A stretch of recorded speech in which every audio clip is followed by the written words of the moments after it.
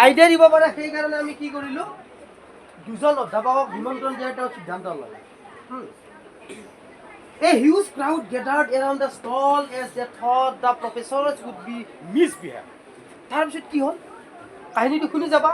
A huge crowd gathered around the stall. সেই দোকানখনৰ চাৰিওফালে বহুত মানুহ জমা খালে কিয় খালে As they thought the professors would be misbehaved.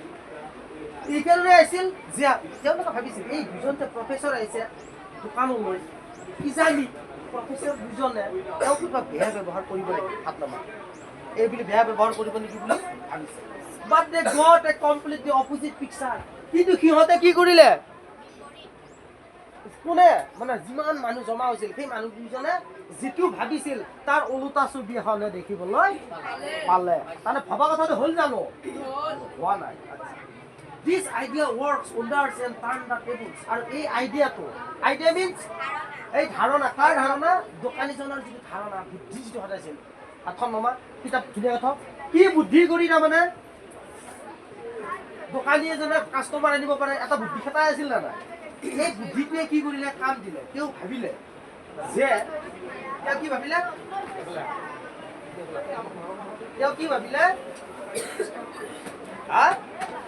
কি ভাবিলে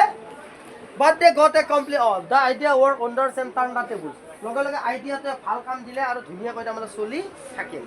it cleared up the misunderstandings of the people about the world আৰু যিদিনাখনেই সেই প্ৰফেচৰ দুজন এওঁৰ দোকানলৈ আহিছিল সেই দিনাৰ পৰাই সকলোৰে মনত এটা ভুল ধাৰণা আছিল কি ভুল ধাৰণা যে এই মানুহজন খঙাল দোকানীজন দেখিলে ভয় লাগে কাষ্টমাৰ দাদা কিবা এটা দিয়ক বুলি ক'লে ই যদি দুইশৰ মাৰি দিয়ে বা এই যদি বা মুখ কৰে দেখিলে ভয় লাগে বুলি কৈছে নে নাই কিন্তু সকলোৰে মনৰ ধাৰণাটো এই দুজন প্ৰফেচৰে কি কৰি দিলে নাইকিয়া কৰি দিলে সলনি কৰি দিলে আচলতে মানুহজন তেনেকুৱা আছিল নেকি বাৰু এই প্ৰফেচৰ দুজনৰ মতে নহয় লগে লগে গাঁৱৰ যিমান মানুহ জমা হৈছিল সকলোৱে অনুভৱ কৰিলে কি বুলি যে আচলতে আমাৰ মনত এটা ভুল ধাৰণা লৈ আমি আছিলো আৰু তেতিয়াৰ পৰাই এই ল'ৰাজনক কি চাই আছা কিতাপলৈ চোৱা আখন মামা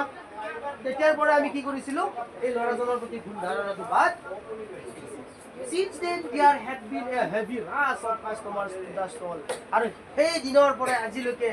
সেই দোকানখনলৈ এনেকুৱাকে কাষ্টমাৰৰ খুদ ভুল এনেকুৱাকে কাষ্টমাৰ আহা কৰিলে যে কিয় আহা কৰিলে কাৰণ সেইদিনাখনৰ পৰা সকলোৰে মনত যিটো ভ্ৰান্ত ধাৰণা আছিল the wrong idea has demolished from the mind of the customers from that day उतना दिन से कस्टमर के मन में जो रॉन्ग आइडिया था दोनों प्रोफेसर आने के बाद उन दोनों का दिमाग में पूरा क्लियर आइडिया आ गया इसलिए पानी जैसे आते हैं बांध जैसे आता है इसी तरह कस्टमर आ गया और दुकान पर कैसा आइडिया गुड आइडिया है कि नहीं वो कस्टमर ने it was a good decision good idea of the shopkeeper সেই দোকানীজনৰ এটা ভাল ধাৰণা আছিল আৰু কি দিনাখনৰ পৰা আমাৰ কাষ্টমাৰ আহি আছে এনেকা হৈছে নে ছাৰে না কোৱা নাই নেক্সট পেৰাগ্ৰাফ শব্দটোবিলাক লিখিছা This boy was the highbrow noble but Radha Govinda Barua who is fondly referred to as R.G. Barua আচ্ছা highbrow মানে one who has more learning of culture than other noble but high born with special status আচ্ছা এইজন ব্যক্তি যিজন ব্যক্তিৰ কথা আমি কৈ আছো সেইজন ব্যক্তি এজন মহান ব্যক্তি যিজন ব্যক্তিৰ বহুত পাৰদৰ্শিতা আছে সংস্কৃতিৰ প্ৰতি কালচাৰৰ প্ৰতি গোটেই জ্ঞান তেখেতৰ আছিল সেই ব্যক্তিজনে হৈছে আমাৰ বিশিষ্ট ব্যক্তি R.G. বৰুৱা অৰ্থাৎ ৰাধা গোবিন্দ বৰুৱা যিজনক আমি 1900 he was born in 1900 AD at Sivasagar মই আজিহে গম পালো যে ৰাধা গোবিন্দ বৰুৱাৰ যে শিৱসাগৰত জন্ম হৈছিল মই গুৱাহাটীত কি শুনিছিলো ৰাধা গোবিন্দ বৰুৱাৰ জন্ম হৈছিলে শিৱসাগৰত 1900 AD AD मतलब end of the meaning do you know AD means do you know write down the word AD मतलब AD আৰু BC এটো জানে না দা কাহা গেল কস AD আৰু লিহিলোৱা এটো লিহিলোৱা AD BC এটো পাইছে না নাই তোমালোকে AD means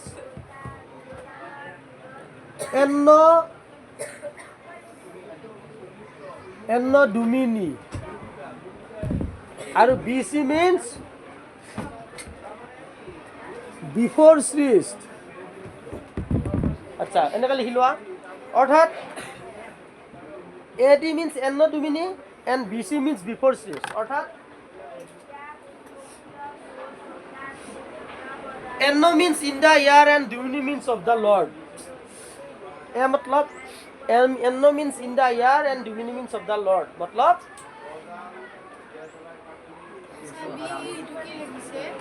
हाँ কোনটো বি নহয় ডি BEFOR before CHRIST অৰ্থাৎ তোমালোকে জানা ইছলাম ধৰ্মৰ লোকসকলে জানিব লাগে এন্নো ডিমিনি মিন্স যেতিয়া হযৰত মুহাম্মদে মক্কাৰ পৰা মদিনালৈ পলাই গৈছিল বুলি কথা জানা নাজনা জানা ৰিয়েলি জানা so from that day to till now it has been regarded as AD যেতিয়া হযৰত মুহাম্মদে when হযৰত Muhammad fled from Makkah to Medina and from that period to till now it has been regarded as AD গম পোৱা হযৰত মুহাম্মদৰ সেই দিনাখনৰ পৰা আজিৰ তাৰিখলৈকে AD বুলি আমি ধৰি আহিছো ক্লিয়াৰ এইটো আইডিয়াটো AD মানে ক'ৰ পৰা আহিল বুজি পালি হাতখন নমা বুজি পাইছা আগতে গম পোৱা নাছিলা আজিহে গম পালা তো it is Euro new idea from today isn't it আজিৰ কাৰণে নতুন আইডিয়াটো পাই গলা বঢ়িয়া next BC means do you know before Christ before means আগত Christ means do you know Jesus Christ যীশু খ্ৰীষ্টৰ নাম জানা গতিকে যীশু খ্ৰীষ্ট when যীশু খ্ৰীষ্ট was crucified I have forgotten the word মানে যীশু খ্ৰীষ্টক যেতিয়া ক্ৰুচবিদ্ধ কৰা হৈছিল আসলে না এনেকৈ গজল মাৰি দিছে না নাই হাতত আঙুলি ভৰিত গজল মাৰি থৈ দিছে না নাই যীশু খ্ৰীষ্টৰ খ্ৰীষ্টানসকলৰ গীৰ্জাঘৰত কি থাকে এইটো ক্ৰছ যদিও এফালে বেছি এফালে কম ৰাইট এই মানুহজন তাৰমানে এনেকৈ যীশু খ্ৰীষ্টৰ হাত দুখন মেলি দিছে কপালত মূৰত বুকুত ভৰিত চব গজাল মাৰি থৈ দিছে কিহৰ কাৰণে জানা আৰু কৈ আছোঁ তেতিয়াৰ পৰাই যীশু খ্ৰীষ্টৰ যিদিনাখনে মৃত্যু হৈছিল তাৰ আগৰ পৰাই BC ধৰা হয় আজিৰ তাৰিখলৈ আচ্ছা যীশু খ্ৰীষ্টক কিয় ক্ৰুচবিদ্ধ কৰা হৈছিল জানা নে নাই যীশু খ্ৰীষ্টই সেই সময়ত যেতিয়া খ্ৰীষ্টান ধৰ্ম প্ৰচাৰ কৰিছিল খ্ৰীষ্টান ধৰ্মৰ উপাসকসকলে ভাবিছিল যে যীশু খ্ৰীষ্ট কোন হু ৱাজ যীশু খ্ৰীষ্ট গতিকে যীশু খ্ৰীষ্টই যিবিলাক কথা কয় সেইবিলাক কথা আমি নামানো তেতিয়াই কৈছিল মানে মানুহবিলাকে গতিকে যীশু খ্ৰীষ্টক যেতিয়া নামানে খ্ৰীষ্টানসকলে শাস্তি দিব সেই শাস্তি কেনেকৈ ক্ৰুচবিদ্ধ কৰি শাস্তি দিছিল ক্ৰছত দিছিল গতিকে AD আৰু BCৰ বিষয়ে ক্লিয়াৰ হ'ল হা AD আৰু BCৰ বিষয়ে ক্লিয়াৰ হ'লে নাই আচ্ছা বঢ়িয়া এতিয়া আমাৰ নেক্সট আহিব কি নেক্সট কি আছে His father was Gunagovinda Barua who was the tea planter of Shankar tea state RG Baruar দেউতাকৰ নাম কি আছিল গুণগোবিন্দ বৰুৱা আৰু তেখেত কি আছিল শংকৰ টি উদ্যোগৰ টি ইণ্ডাষ্ট্ৰীৰ মালিক তেওঁ প্ৰথম চাহ গছ ৰুইছিল টি প্লান্টাৰ চাহ পুলি তেখেতে ৰোপণ কৰিছিল He was deprived of the affection of his mother at the age of just 2 months বৰ দুখৰ বিষয় এই গুণগোবিন্দ বৰুৱাই কি কৰিছিল মাত্ৰ তেওঁৰ 2 মাহ বয়সতে তেওঁ মাতৃৰ মৰমৰ পৰা বঞ্চিত হৈছিল that means his mother had died after the birth of the boy Gunagovinda Barua sorry Radhagovinda Barua Radhagovinda Baruar জন্মৰ 2 মাহৰ পিছতে কোন ঢুকাইছিল Radhagovinda Baruar মাক ঢুকাইছিল বুলি কৈছে গতিকে মাকৰ মৰমৰ পৰা বঞ্চিত হ'ল নে নাই He was born then brought up by his aunt Haimavati, a noble lady. His nickname was Mullah. আৰু 2 মাহৰ পিছতে তেওঁ কি কৰিলে কাৰ সান্নিধ্যত ডাঙৰ তেখেতৰ খুৰীয়েক হিমাৱতী নহয় হাইমাৱতী এজনী বিশিষ্ট মহিলা মহিয়সী নাৰী অতি ধুনীয়া নাৰী আছিল তেখেতৰ সান্নিধ্যত তেখেতৰ মৰম চেনেহত কোন ডাঙৰ হ'ল ৰাধাগোবিন্দ বৰুৱা তেখেতৰ নাম কি আছিল এইখিনিলৈকে হ'ব চাবা বহুত দীঘল RG's unique contributions to the field of sports, culture, journalism, printing, banking, and insurance industry have immortalized by history. R.G. Barua এনেকুৱা এজন ব্যক্তি আছিল তেখেতৰ বৰঙণি তেখেতৰ কন্ট্ৰিবিউশন মানে বুজি পাইছা তেখেতৰ অৰিহণা তেখেতে ক'ত কাম কৰা নাছিল তেখেতে ক'ত সহায় সহযোগ কৰা নাছিল ক'ত কৈছে in the field of sports খেলা ধূলাৰ ক্ষেত্ৰত কালচাৰ সংস্কৃতিৰ ক্ষেত্ৰত জাৰ্নেলিজিম সাংবাদিকতাৰ ক্ষেত্ৰত প্ৰিণ্টিং আখৰ ছপোৱাৰ ক্ষেত্ৰত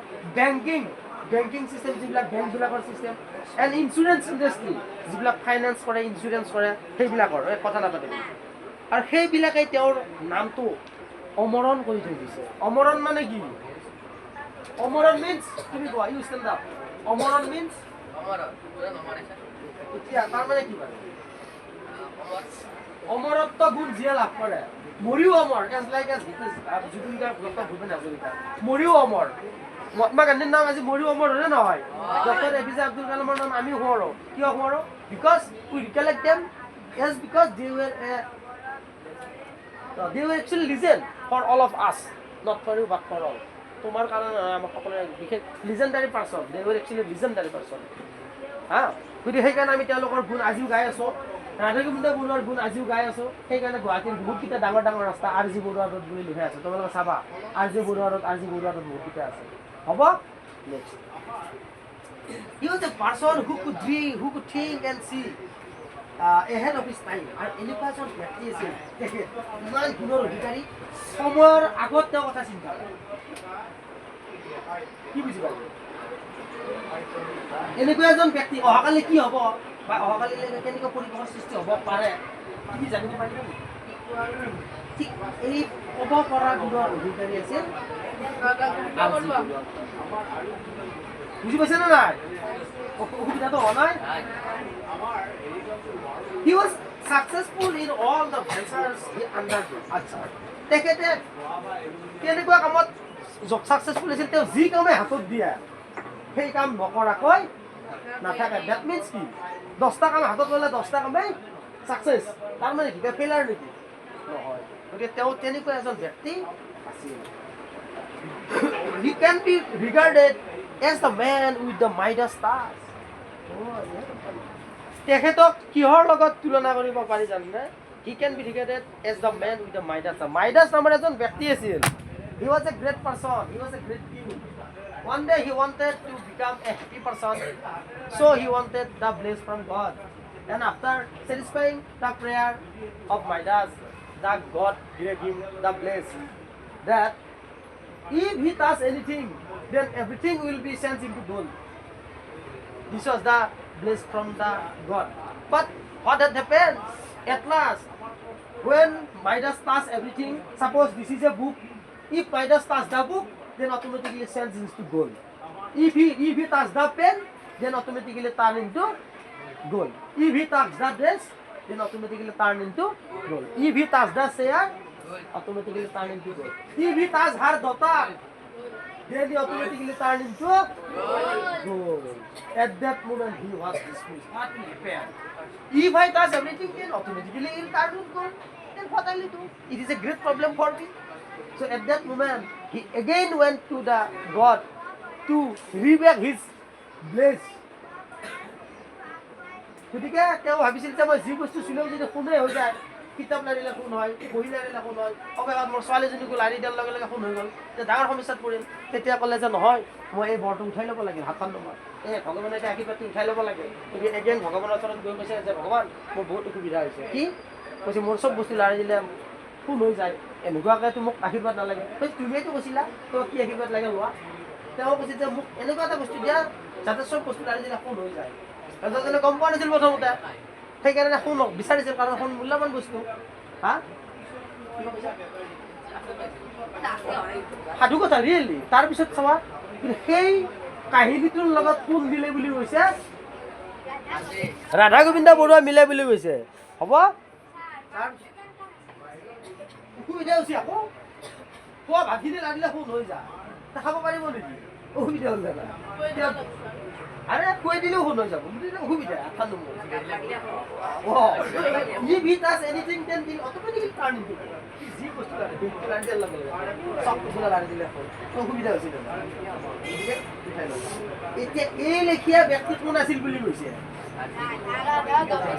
এনেকুৱা ব্যক্তি ভুলৰ ভিতৰি আছিল তেওঁলোকে সারা পিছনে নাই নাবে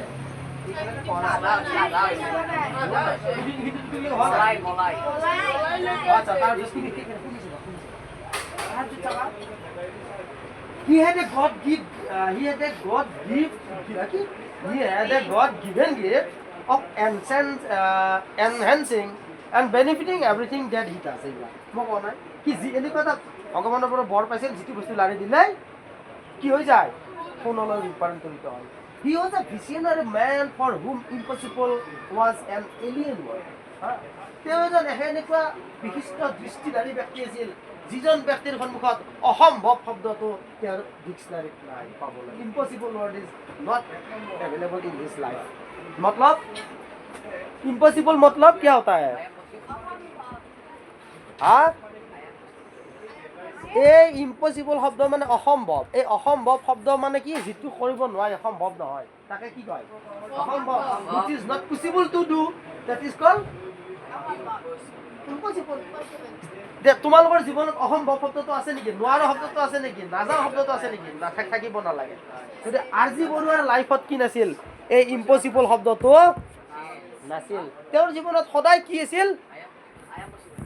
বাবা এইটো আছিল পসিবল পসিবলটো কি আছিল মানে সম্ভৱ বঢ়িয়া তো বুজি পাইছা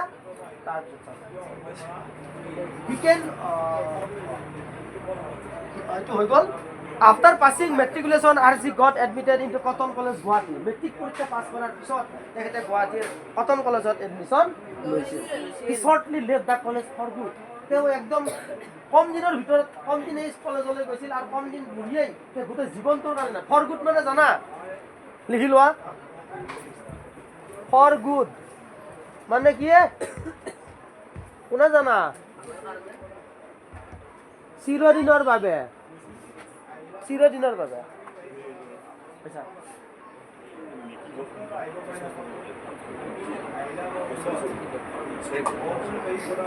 আচ্ছা তেওঁ মেট্ৰিক পাছ কৰিয়ে কি কৰিলে কেইদিনমান পঢ়িয়ে কলেজত যেতিয়া এডমিশ্যন ল'লে কটন কলেজত কলেজ এৰিবলগীয়া হ'ল He was not interested in his family business. তাৰ পিছত তেওঁ যেতিয়া মানে মন নবহা ঘৰত ব্যৱসায় বাণিজ্যটো তেওঁৰ মন নবহা হ'ল He decided to do something different in life through thick and thin. তেওঁৰ জীৱনত এনেকুৱা এটা সিদ্ধান্ত ল'লে যে মই পঢ়া শুনা এৰিলোঁ মোৰ এতিয়া বিজনেছ কৰিবলৈ ভাল লগা নাই সেই বুলি তেওঁৰ মনত এনেকুৱা এটা মজবুত সিদ্ধান্ত কিছুমান ল'লে যিটো সিদ্ধান্ত ঠিক এণ্ড থিন ঠিক মানে জানা ঠিক মানে কি লিখা আৰু থিন মানে ঠিক আৰু থিন কি পাহৰি ঠিক মানে হ'ল ডাঠ আৰু থিন মানে হ'ল পাতল লাইট ডাঠ মানে যে আমি কৈছে এই ডাষ্টাৰটো কিমান ডাঠ ইমান ডাঠ আৰু চকটো পুৰা কিমান ডাঠ নেকি তাৰমানে এইটো পাতল বুলি ক'ব লাগিব এই ডাঠ আৰু পাতল গতিকে তেওঁ কি কৰিলে জীৱনটোত এনেকুৱা কিছুমান সিদ্ধান্ত ল'লে যিটো সিদ্ধান্ত ডাঠ আৰু পাতল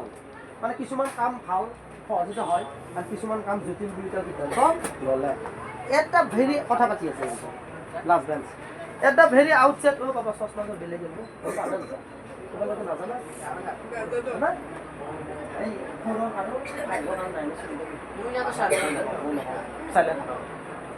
at the very outset he became a hair dealer in the tea state of Assam. আচ্ছা হে মানে কি জানে না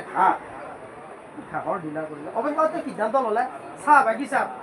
হে ডিলাৰ হে মানে কি ঘাঁহে হয় এটা ডিলাৰ মানে চাহ বাগিচাত তেওঁ অসমৰ যিমান চাহ বাগিচা আছে তাতে ছাপ্লাই দিয়াৰ কাৰণে সিদ্ধান্ত ল'লে Then he set out for Calcutta to study accountancy and bookkeeping.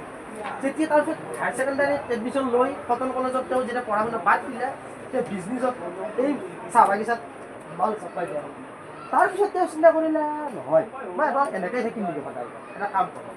সেই বুলি তেওঁ কেলকাতাত যাবলৈ সিদ্ধান্ত ল'লে, কলিকতালৈ যাবলৈ সিদ্ধান্ত ল'লে। কিহৰ কাৰণে? যে একাউণ্টেঞ্চি পঢ়িব। একাউণ্টেঞ্চি মানে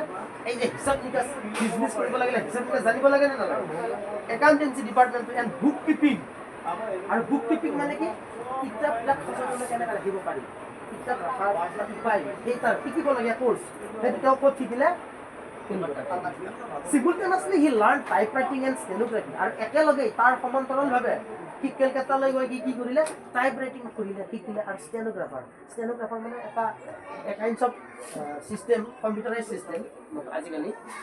ষ্টেনোগ্ৰাফাৰ বুলি ক'লে মই process of writing in shorthand. Yes, চুটি চুকাই লিখিব পৰা কিবা এটা বস্তু ফিক্স কৰিবলৈ হ'লে আমি যেনেকৈ নিউজ আগতে ফিক্স মানে জানানে? চিঠিৰ নিচিনাই তোমালোকে জানা না? ফিক্স, FAX, ফিক্স মেইল কৰিব পাৰি। চাপ'জ এইখন তোমাৰ চিঠি, এখন চিঠি লিখিলা। আগৰ দিনত চিঠিবিলাক আমি কি কৰিছিলোঁ? বাই পোষ্ট পঠাইছিলোঁ। পিয়নে চিঠিখন দি যায়, হাতখন নোমা পাবা। কিন্তু ইলেক্ট্ৰনিক মিডিয়া যেতিয়া ডেভেলপ হ'ল, in the day after day by day reducing the electronic media, তাত fax had played a vital role. ফেক্সেও এটা গুৰুত্বপূৰ্ণ ভূমিকা গ্ৰহণ কৰিলে। কি? চিঠিখন তুমি আজি চিঠিখন দিল্লীত থকা বন্ধু বা বান্ধৱীজনলৈ পঠাওঁতে মোটামুটি 15-20 দিনতহে দিল্লী পাবগৈ। এতিয়া তাতকৈ একদম শ্বৰ্ট হেণ্ড চিষ্টেম, মানে কি একদম ফোন কৰিলে দিয়া যেনেদৰে আমি আমেৰিকাত থকা মানুহজনক লগে লগে পাওঁ চেম চিষ্টেম। এইখন তোমাৰ চিঠি যেনিবা তুমি চিঠিখন লিখিলা, তোমাৰ কলিকতা বন্ধুজনলৈ পঠিয়াব লাগে। সেই যিটো ফেক্স মেচিন আছে, ফেক্স মেচিনটো আমাৰ আগৰ যে লেণ্ডলাইন টেলিফোন আছিলে, এনেকৈ দাঙি ধৰি কথা পতা, আকৌ হেণ্ডেলত থ'ব পাৰি, ক্ৰিং ক্ৰিংকৈ যে উঠে, সেই লেখীয়া এটা ৰিচিভাৰ লাগে। তাতে কানেক্ট মেচিন আছে, ছেটটপ বক্সৰ নিচিনা কানেক্টৰ লগাই। তাতে আমাৰ এতিয়া আজিকালি যে আমাৰ লেমিনেশ্যন কৰা কাগজ দেখিছে নে নাই? কাগজ লেমিনেশ্যন যে কৰে আমাৰ মাৰ্কশ্বিট চাৰ্টিফিকেট, এখন কিবা এডমিট যেনিবা এখন ধুনীয়াকৈ মেচিনত সোমাই দিয়ে নে নাযায়? দিয়াৰ লগে লগে মেচিনটোৱে টানি সোমাব লৈ যায় নে নাযায়? পলিথিনখন এটা আঠা লাগি ধৰে নে নহয়? লেমিনেশ্যন কৰা একেই লিখা নিচিনা চিষ্টেম। এইখন চিঠি তুমি পঠিয়াব লাগে মেচিনটো, ফেক্স মেচিনটোত। তাতে ফোন কৰিব লাগিব যে মই এটা ফেক্স হেৰি কৰিছোঁ, ফেক্স এটা পঠিয়াম কেলকাতাত, যালে পঠিয়াবা, তাৰ ফোন নম্বৰ থাকিব। তোমাৰ লেণ্ডলাইন মোবাইলত ফোন কৰিলে যে মই এটা ফেক্স পঠাম, আপোনাৰ ফেক্স টনটো অন কৰিব আৰু ৰিচিভ কৰিব লাগিব নহয়। তেওঁ পঠিওৱাৰ লগে লগে তেওঁ ফোন কৰি জনাই দিলোঁ, আপোনাৰ বুটামটো ক্লিক কৰি দিয়ক, ৰিচিভ বুটামটো দিব। মই জনাই দিলোঁ, জনাই দি তেওঁ কৈছে হ'ব য়েছ বুলি। যেতিয়া তেওঁ ৰিচিভ বুটামটো ৰেডি কৰি থৈ দিছে, মই ইয়াতে লাহে লাহে মেচিনত সোমাই দিলোঁ চিঠিখন। তেওঁ ফেক্স বুটামটো অন কৰি দিলে, দিয়াৰ লগে লগে 1 মিনিটত তেওঁৰ মেচিনত এইখন চিঠিখন সোমাই গ'ল।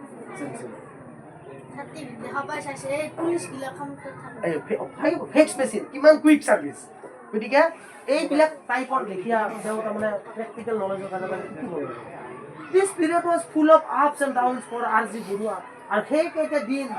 ৰাধা গোবিন্দ বৰুৱাৰ জীৱনৰ এবাৰ উত্থান এবাৰ পতন, কেইদিনমান ভাল কেইদিনমান বেয়া, আকৌ ভাল আকৌ বেয়া, বেয়া আকৌ ভাল, এনেকৈ আপ ডাউন।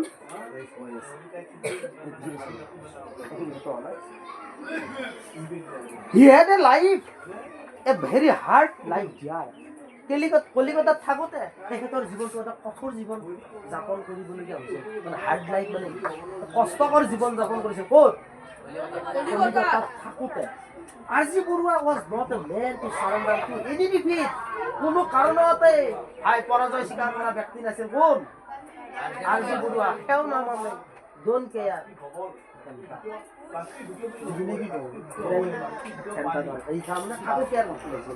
হয়, সেই লিখীয়া ব্যক্তি কোন আছিল? He ventured to break some new ground and as mentioned already. তেখেতে এনেকুৱা কিছুমান কাম কৰিছিল যিবিলাক কাম তেওঁ হাতত লয়, সেই কামটো শেষ নকৰালৈকে বাবা তুমি কথা পাতি থাকা দে, বৰ একদম এক প্ৰকাশৰ হাৰি এটা বাবা মোৰ চকুত যি কাম কৰে তেওঁ ৰিস্ক লৈ কৰে, দায়িত্ব লৈ কৰে। যিটো কাম কৰিম বুলি ভাবিব R.G. বৰুৱাই পেলাই নথছিল। He started a petty tea stall in Calcutta in the company of a taxi driver. কি কৰিলে? তেওঁ কলিকতাত এটা চাহ বাগিচাৰ কোম্পানীত টেক্সি ড্ৰাইভাৰ হিচাপে থাকিলে। মানে পেটি টি ষ্টল, অৰ্থাৎ পেটি বুলি ক'লে কি বুজাই বাৰু মই চাব লাগিব। সম্ভৱ চাহ গছৰ চাহ বাগানবিলাকৰ পৰা চাহপাত যেতিয়া প্ৰডাকশ্যন হৈ গ'লে যে পেক কৰা পেকিং চেকিং কৰা পেটি বনোৱা, সেইটো লিখা নেকি? তো বানানটো চাব লাগিব দেই, পেটিটো বাৰ পাহৰিলোঁ। For 3 years he labored hard in Calcutta. 3 বছৰ কাম কৰিছে তেওঁ তাতে চাহ বাগানৰ টেক্সি ড্ৰাইভাৰ হিচাপে কোম্পানীৰ আণ্ডাৰত বুজি পালা next soon after returning from Calcutta Arjit tried with might and main to improve the Borua press established by his father. কলিকতাৰ 3 বছৰ থকাৰ পিছত তেওঁ ঘৰলৈ আহিল আহি পেলাই এটা চিন্তা কৰিলে যে মোৰ ঘৰত মোৰ মানে য'ত আহিছোঁ মই গুৱাহাটীত মোৰ দেউতাৰ নামত যিটো এটা প্ৰেছ আছিল বাই হিজ ফাদাৰ তেওঁৰ দেউতাকে যিটো বৰুৱা প্ৰেছ গুৱাহাটীত আছিল সেই প্ৰেছটো আগতে জৰাজীৰ্ণ অৱস্থা হৈছিল মানে কি প্ৰেছ এটা চলিবলৈ হ'লে যিমান টকা পইচাৰ প্ৰয়োজন সা সামগ্ৰী কিনিব লাগে তাৰ অভাৱ আছিল কলিকতাৰ পৰা আহি কি কৰিলে আৰ জি বৰুৱাই বাপেকৰ প্ৰেছটো ডেভেলপ কৰিবলৈ চেষ্টা He soon purchased the Darpan press of Zorat and the huge press of Nazira Tea Estate. তাৰপিছত কি কৰিলে লগে লগে তেওঁৰ যিখন এৰিয়া বাউণ্ডেৰী তেওঁ শিৱসাগৰত ধৰে নহয় শিৱসাগৰত গৈ তেওঁ যোৰহাটত এটা দৰ্পণ প্ৰেছ বুলি এটা প্ৰেছ আছে প্ৰিণ্টিং প্ৰেছ সেই দৰ্পণ প্ৰেছটো তেওঁ কিনি ল'লে হয়তো সেই প্ৰেছটো মাৰা গ'ল সেই প্ৰেছৰ বস্তু বাহিনী সকলোবিলাক তেওঁ কিনি ল'লে আৰু কি কৰিলে the huge press of Nazira T state আৰু শিৱসাগৰৰ নাজিৰা চাহ বাগিচাৰ যিকেইটা প্ৰেছ আছে সেই প্ৰেছৰো সকলোবোৰ বস্তু তেওঁ কিনি ল'লে এতিয়া যেতিয়া বহুত বস্তু তাৰ প্ৰেছত হৈ গ'ল প্ৰেছটো ডেভেলপ হ'ব নে নহয় কৰ্মচাৰী বহুত ৰাখিব পাৰিব দিনক দিনে তেওঁৰ development At that time, the Times of Assam, edited by Kedarnath Goswami, was the only English daily weekly which was in circulation. আৰু সেই সময়তেই অসমত সাপ্তাহিক ইংৰাজী বাতৰি কাকত এখন প্ৰকাশ পাইছে উইকলি মানে কি 7 দিনৰ মূৰে মূৰে প্ৰকাশ পায় বাতৰি কাকতখনৰ নাম হৈছে দ্য টাইমছ অফ ইণ্ডিয়া এইটোৱে বেদ নেচাৰ তোৰ ৰিমুভ কি আঁতৰাব লাগিব ভাই মোৰ পাছত নহ'ব লাগিব আচ্ছা নেক্সট কি আছে তেখেতে সাপ্তাহিক বাতৰি কাকত বা টাইমছ অফ আছাম প্ৰকাশ কৰিলে সম্পাদনা কোনে কৰিছিল কেদাৰনাথ গোস্বামীয়ে আজি যেতে to publish another English weekly তাৰপিছত ৰাধা গোবিন্দ বৰুৱাই চিন্তা কৰিলে যে ময়ো এখন বেলেগ সাপ্তাহিক ইংৰাজী বাতৰি কাকত কি কৰোঁ প্ৰকাশ এই ছোৱালী কি কৰি আছা তাৰ মনোযোগ দিয়া চাওঁ নহয় চশমাযোৰ এনে আৰু কি কৰিলে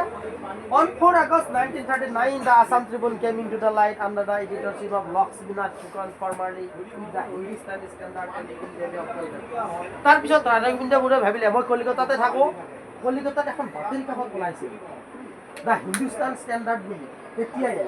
সেই বাতৰি কাকতখনৰ সম্পাদক আছিল কোন লক্ষ্মীনাথ ফুকন তেখেতক কি কৰিলে অসমলৈ আনি দ্য আছাম ট্ৰিবিউন বৰ্তমান যিখন বাতৰি কাকত আমাৰ চলি আছে এইখন ৰাধা গোবিন্দ বৰুৱা প্ৰেছতে প্ৰথম ছপা হৈছিল আজি তাৰিখলৈকে চলি আছে সেই প্ৰেছখনৰ প্ৰথম সম্পাদক আছিল Lakshminath Phukan It was a red letter day in the history of journalism of Northeast India. Red letter day মানে জানা হ্যাঁ yes sir red letter day means write down the word red letter day